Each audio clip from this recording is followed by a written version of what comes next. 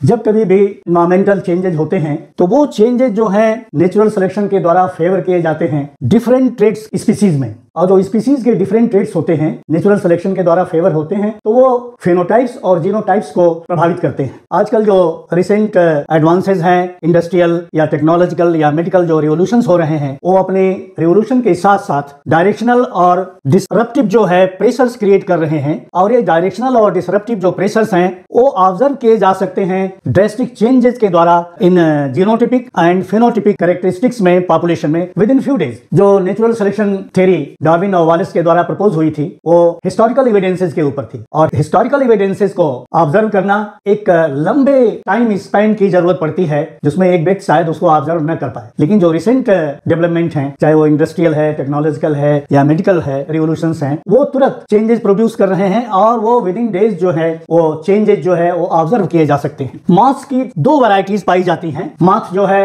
वो day time में tree Trunks पर रेस्ट करते हैं और नाइट में वो फ्लाई करते हैं। तो मॉथ्स जो है वो डिसकंटिन्यूअस वेरिएशन शो करते हैं, और वो डिसकंटिन्यूअस वेरिएशन में इंटरमीडिएट कैरेक्टरिस्टिक नहीं होती है, वो क्लियर कट डिफरेंशिएशन होता है। जैसे ब्लड ग्रुप में कोई इंटरमीडिएट ब्लड ग्रुप नहीं होता है, उसी तरह से इंडस्ट्रियल मेलानिज्म में भी कोई बीच का इंटरमीडिएट नहीं होता है इन मॉथ्स में। या तो ये मॉथ जो है पेपर्ड मॉथ हैं, लाइट कलर हैं जिनको नॉन मेलानिक कहेंगे, और इस मॉथ का जो नाम है बिस्टन बेतुलेरिया टिपिका, और एक मेलानिक फॉर्म है मॉथ का जो जेट ब्लैक होता है, बिल्कुल काला होगा, बिस्टन बेतुलेरिया कार्बोनेरिया। तो ये दो वैरायटीज हैं, दो फॉर्म्स हैं मॉथ के। इन दोनों फॉर्म्स के बीच में लाइट और डार्क के बीच में कोई इंटरमीडिएट नहीं है, तो ये डिसकंटिन्यूअस वेरिएशन के कैटेगरी में आते हैं। जब एनवायरमेंटल कंडीशन चेंज होगी तब इनके फ्रीक्वेंसी या इनके नंबर पर प्रभाव पड़ता है। मॉथ की बॉडी कलर जो है वो एक जेनेटिक ट्रेट है, जेनेटिक कैरेक्टरिस्टिक है। जो ब्लैक इंडिविजुअल्स होते हैं उनमें डोमिनेंट एलील पाई जाती है। 1850 से पहले ये जो डोमिनेंट एलील के ब्लैक मॉथ थे वो पॉपुलेशन में बहुत कम संख्या में प्रेजेंट थे। उनके नंबर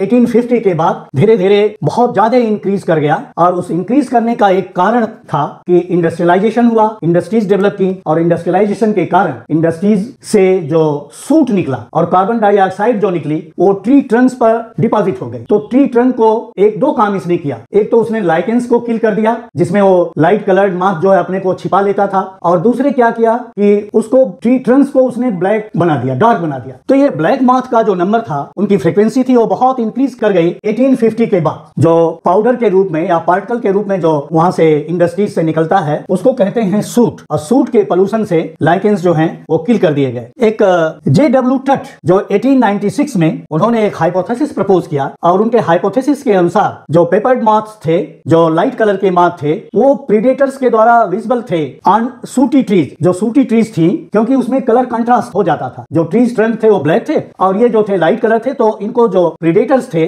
जो बर्ड्स थी, बहुत इजिली रिकॉग्नाइज कर लेती थी और वो इजिली बर्ड्स के द्वारा खा लिए जाते थे। जो ब्लैक मॉथ्स थे वो एडवांटेजियस पोजीशन में थे क्योंकि वो अपने को कामाफ्लेज कर लेते थे। कामाफ्लेज वो फेनोमेनन है जिसमें ऑर्गेनिजम्स अपने को बैकग्राउंड के साथ मैच करा लेता है, और उस मैच के कारण वो अपने प्रीडेटर से अपने को बचा लेता है। ये जो टट की हाइपोथेसिस थी, इसमें कोई एविडेंस नहीं था इस हाइपोथेसिस के लिए। तो एक ब्रिटिश इकोलॉजिस्ट थे जिनका नाम था बर्नार्ड कैटलवेल, उन्होंने एक हाइपोथेसिस टेस्ट किया। उन्होंने इक्वल नंबर में लाइट और डार्क कलर मॉथ्स को रिलीज किया डिफरेंट एरियाज में। डिफरेंट एरियाज में उन्होंने दो एरिया चुना, एक एरिया चुना उन्होंने बर्मिंघम और दूसरी एरिया उन्होंने चूज किया डोसिट। ये एरिया जो थी वो हेवीली पोल्यूटेड थी, इसमें पोल्यूशन बहुत ज्यादा था, और डोसिट में पोल्यूशन नहीं के बराबर था, वो अनपोल्यूटेड थी एरिया। तो इक्वल नंबर में लाइट और डार्क कलर मॉथ्स को उन्होंने रिलीज किया और देखा कि 19% जो लाइट मॉथ्स से वो रिकैप्चर किए गए, मतलब कम मात्रा में, कम फ्रीक्वेंसी में लाइट कलर्ड मॉथ जो थे